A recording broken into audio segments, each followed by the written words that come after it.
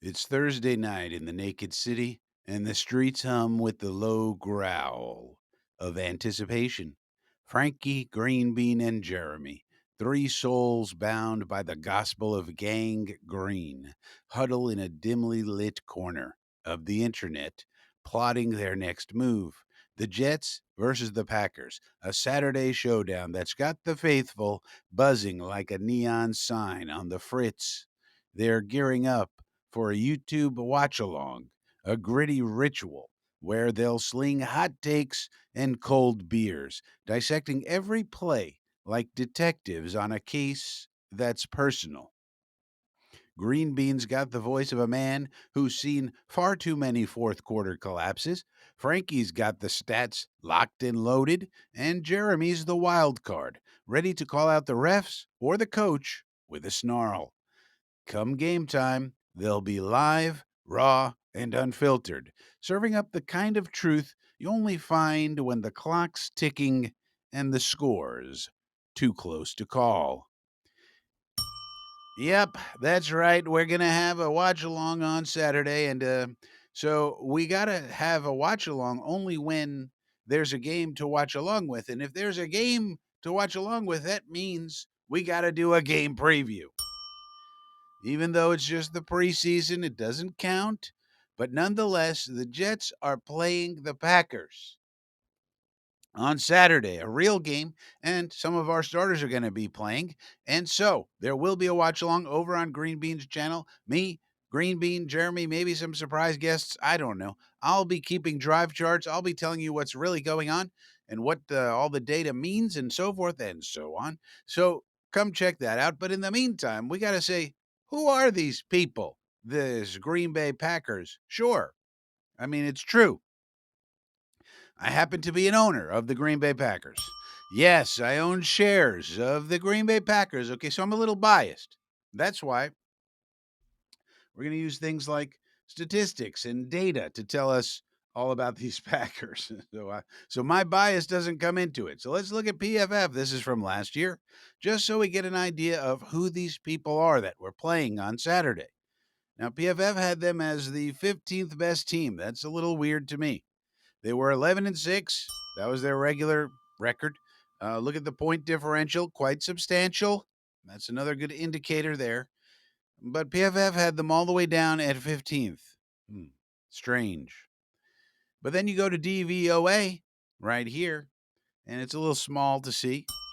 But they had Green Bay right here, third. It's a little hard to see, a little small. But there you can see Green Bay third. Baltimore, Detroit, Green Bay third overall. Total DVOA. And DVOA, much better indicator than PFF. Now, what about EPA per play? That's another good one. Here it is. Ravens, Lions, Eagles, Bills, Broncos, Packers. So again, 1, 2, 3, 4, 5, 6. They were a top 6, top 3 team. That I can buy. 15th, I can't buy. Sorry. No, not buying it. Not buying it. These records include the playoffs, and Packers had an early exit. And really, the Packers, if you think about it, they're a Super Bowl or bust team this year. They got the quarterback, they got the team, they got the coachings, they got everything. And these are the players on the team now. So just so we know who we might be seeing on Saturday, we might see a little bit of Jordan Love, but we're probably going to see a lot of Malik Willis. So the Willie man will be coming in, and he could be making a name for himself in terms of a trade. Somebody wants to go after Malik Willis, or just to solidify himself as a backup in the league for the Packers. I mean, like I said, they're in the they're in the Super Bowl window now. There's no doubt about it. Um, they got all these players. They got the quarterback. They paid the quarterback. So now you're in your Super Bowl window. Once you pay the quarterback, you're in your window, whether you want to believe it or not. And so look at this team. I mean, this is a stacked team here. Josh Jacobs, Jaden Reed, Christian Watson, Matthew Golden, the first round pick, a Wicks over here, Dobbs, Savion Williams, another wide receiver that they took, Tucker Kraft, Luke Musgrave, and a solid offensive line. I mean, this team is stacked. So this will be a good challenge for our team. Now, what Coach LaFleur, this is Big Flower, as opposed to Little Flower with Mikey LaFleur. That was on our staff a while back, if you remember. Their head coach is Big LaFleur, Matt LaFleur. Fresh haircuts, that's his style. And he has said that they have data. Now, I'd like to see what this data is, but he says he has data that says you are more likely to be injured in the first part of the season as a player, obviously, not the coaches. um, you're more likely to be if you don't play in the preseason at all. So he's going to, so that the reporters are saying, well, that means he's going to play his starters, at least some. And that would be interesting because we're also going to play our starters. And so now I'd like to see this data. I don't want to trust Matt LaFleur. He's not a data scientist, he's not a mathematician. He's a football coach. And as we all know, most football coaches are pretty dumb. And when it comes to anything outside of actual football. So, but maybe they do, and maybe the rest of the league has that as well. And maybe that's what we have, and maybe that's what Aaron Glenn has, and maybe that's why we're starting our starters as well. Now, you look on the defense, also stacked. Rashawn Gary, excellent. Kenny Clark, excellent. Devontae White, excellent. Lucas Van Ness, excellent. Look at all these players. Quay Walker, Edge Cooper. This dude is a monster. Isaiah, this is a stacked defense. Now, Xavier McKinney's injured. He's probably not playing. Some of these people aren't going to play. Anybody who has a Q, if these are accurate, is not going to play. Right. They're not going to take any chances. I know for sure X is out. He's the former Giant. Very good player. But just looking at this team this year, this is a play. I mean, Kingsley and Agbare, they got all these people. So they got to, for them, they got to think anything less than a Super Bowl appearance is a disappointment. Now, you might say, well, with a team this stacked, is there any way we could get some of their third and fourth stringers that they might have to release because they're so stacked up and we need players like that? Well, sure, maybe, but you want Nazir Stackhouse? I don't know who that is. James Esther? You want any of these people?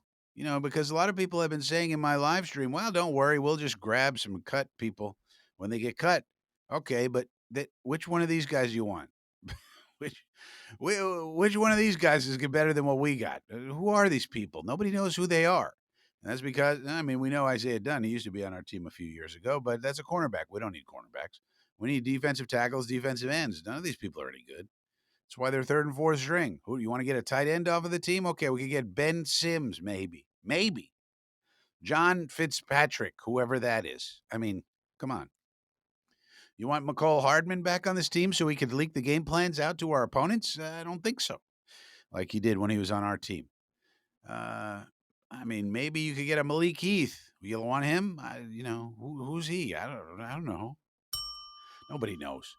So yeah, this idea that there's all these great people now, there might be one or two players that that people try to sneak through waivers that you can get your hands on. The problem there is if they're any good, the 7 teams in front of us will probably grab them. So this is who we're playing on Saturday. I think we're all looking forward to Saturday's game. It should be fun, especially the beginning of the game. It's obviously going to unravel in the third and fourth quarter when all hell breaks loose in these type of games. But it should be fun. Join us over at the Green Bean channel, and it'll be our first live stream watch along with all the boys back together for the season, and should be fun. So we'll see you there. And if you're new here, subscribe, like, share the video so other people could come to old Frankie and say, hey, I like this guy's video. He wears a fancy hat. I like it. He starts his program sometimes with a little film noir narration. Why not?